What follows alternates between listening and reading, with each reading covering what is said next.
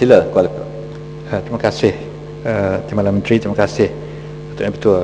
Berkenaan dengan hasil penyelidikan dan innovation yang telah dikomersialisasikan, mungkin oleh kerana NIC ini baru nak ditubuh, kita rasa ada satu gap di antara hasil penemuan ini dengan penyampaian maklumat kepada masyarakat.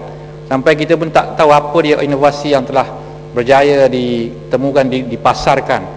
Sebagai contoh yang saya nak minta dalam bidang perubatan, beberapa kali dalam sidang ini, contoh yang kerap dibawa hasil daripada commercialization ini ialah typhoid kit yang ditemui oleh penyelidik daripada USM.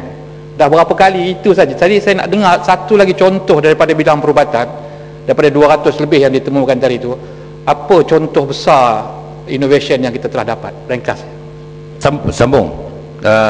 Sama juga soalan tu, sambung, kecuali dia punya lagu dia lain sikit.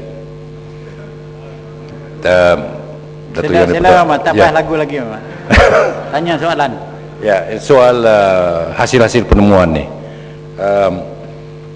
Kita saya rasa dulu Datuk Pengerusi ada pernah mesti dulu anjurkan pertandingan inovasi ni, yang sekarang sudah kena timbulkan balik oleh Yang Amat Perdana Menteri, soal peranan kita untuk memacutkan ekonomi kita melalui inovasi dan kreativiti. Jadi soalnya berapa kerap kalikah kementerian ini menganjurkan pertandingan inovasi, kreativiti di peringkat swasta, universiti dan sebagainya? Tak kedengaran sampai sekarang. Minta penjelasan yang tu subjek yang sama. Saya amat tertariklah dengan terima kasih Datuk Yang Ketua, terima kasih Timbalan Menteri. Saya amat tertarik dengan angka-angka yang dihuraikan oleh Yang Berhormat Menteri bahawa kita dapat hasil kejayaan daripada dana-dana yang diberi kepada untuk penyelidikan ini. Tapi saya ingin tanya Yang Berhormat Timbalan Menteri bahawa berapakah angka, berapa syarikat ataupun berapa kes-kes yang di mana tidak dana yang diberi kepada syarikat tetapi tidak berjaya, ya, dan disia-sia sahaja, dan juga berapa wang jumlah yang di bawah kategori ini yang kes yang tidak berjaya, khasnya seperti Venture Farm Asia Sdn Bhd ini, di mana kementerian mesti memberikan. Tuan Yang Dipertua, kalau menyebut pasal itu, kita akan kembali pada soalan yang telah ditimbulkan oleh Yang Berhormat. Harap Yang Berhormat.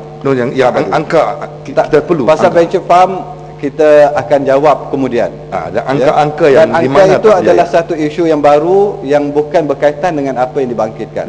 Yang tadi yang sebab yang Berhormat yang dibangkitkan tadi ialah jumlah geran yang telah diberikan dan berapa yang telah dihasilkan menjadi satu yang telah dikomersialkan, hasil yang kita dapat daripada geran, yang saya bagikan contoh. Dan isu yang dibangkitkan oleh Yang Berhormat adalah geran yang gagal, yang tidak dibangkitkan dalam perbahasan, dan itu saya memerlukan notis di bawah peraturan ataupun beri ini satu soalan yang spesifik, tulisan. Itu kena bagi notis Yang Berhormat ikut peraturan. Ya, terima kasih Yang Berhormat.